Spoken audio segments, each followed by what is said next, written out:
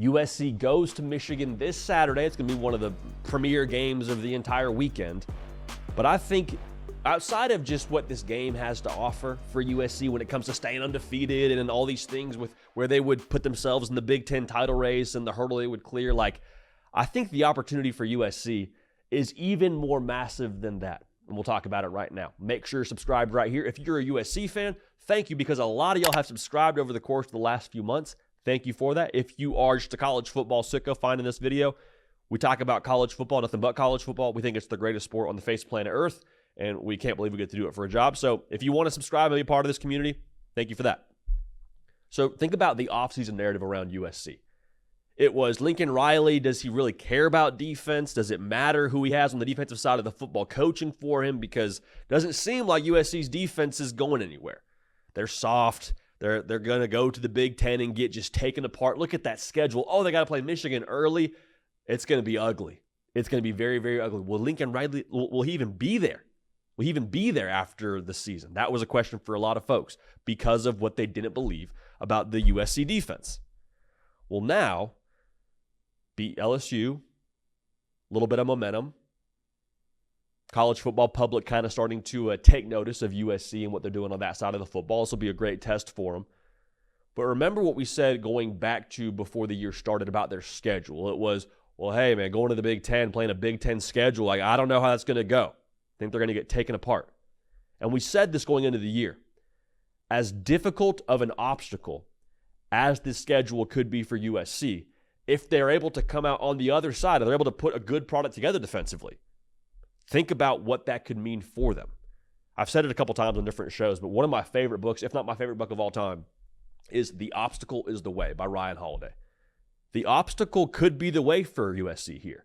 Because think about all of the things that Michigan embodies. Tough, blue collar, line of scrimmage kind of operation. In a lot of ways, everything people believed about Michigan coming into the year is the antithesis of what they believed about USC coming into the year. Again, USC, a soft West Coast team, going to get taken apart by a Big Ten team. Michigan, for the better part of the last few seasons, has been the team in the Big Ten. Won the conference 3 years in a row. So for USC, imagine they go to Ann Arbor and play the way they've played so far early in the year on the defensive side of the football, and they're able to stop that Michigan rushing attack and able to do it in front of the entire country. Think about the optics there. Think about the internal belief for USC, because right now USC, after shutting out Utah State and holding LSU to 20 points and just having a different temperature on the defensive side of the football, I promise you, that confidence internally is starting to grow.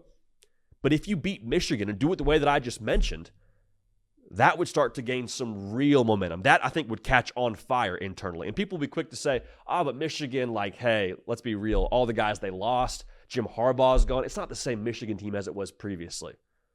Maybe on the outside looking in, that's true. But try telling that to that USC locker room. I promise you, whatever you think about Michigan doesn't matter, because for USC, that's as real as it gets. If they go out and do, again, what they expect to do in Los Angeles. And I think that's the difference, too. I think USC, outside of what Vegas says, Vegas has got USC, I believe, right now as a touchdown favorite. They expect to go in and dominate. And that's something that I don't know you could have said about previous USC football teams. I don't think you could have said that about previous USC defenses. Even that fan base, I think they expect the USC defense to hold up. We'll see to what degree, but I think overall, that's another thing you couldn't say about USC. There used to be a hope and a quiet optimism. I don't think it's that anymore in Los Angeles. I think it is a mentality, an attitude, and a feeling about themselves. If you beat Michigan, again, that is, in my opinion, embodying all the things that we used to say negatively about USC. I mean, you draw this game up on College Football 25, the gap between the two, just on the overall attributes from Michigan offensive line to USC defensive line, perception-wise, it'd be Michigan offensive line every single day of the week. But now, heading into this game, I think it's different. I think it's flipped. In a win, again, you look in the mirror, if you're USC, you could say, yeah, okay, we are who we thought we were. We are who we thought we were. Here's one more part of this, too, that's a huge, huge opportunity. We talked about optics. You know who else would watch this game? A lot of recruits that are thinking about going to USC. And forget the pitch that USC could make, because that'd be massive, saying, hey, we are a physical football team. Look at where this is headed. Think about the negative recruiting you then couldn't do against USC. Because a lot of folks want to do that too, I promise you. They want to tell them, well, if you go there, your defense is going to, they don't really play defense over there. Are you sure you want to go there? You're not getting developed. You go do what I think you can do against Michigan if you're USC. Again, the optics, the things you can say as a recruit to make a case for USC with the pedigree that staff has, and Danton Lynn and Eric Henderson across the board there. That is a different outfit defensively. And so it's nice in principle. It's nice to do it against LSU, which is huge, and to do it against Utah State also feels good. There's no such thing as a bad shutout, but to do it against Michigan, the validating filter that would be, I think it'd be huge. And I understand that there is a lot of attention that your team is able to give a coaching staff after they play poorly, but I think for USC, they've played poorly for a while now defensively. They're ready to buy into something that works, and they're seeing it work to this point. And so, again, playing well against Michigan defensively, the opportunity there to create more buy-in, to have something to pitch on the recruiting trail, to hopefully neutralize some negative recruiting for Lincoln Riley and that staff, that'd be massive. So huge, huge opportunity. I cannot wait for this one. This, to me, is right up there with Tennessee and Oklahoma as the game of the week in this slate. Make sure you subscribe, because Tuesday, so if you're watching this on a Monday when we're recording it, tomorrow morning, 11 a.m. Eastern, right here on this channel, we're going to pick this game. All right? So make sure you're locked in. Gosh, let's go, man. College football. I'm freaking fired up, man. Let's go. We love y'all. We appreciate y'all. We're going to keep this party rolling, and we will see y'all next time.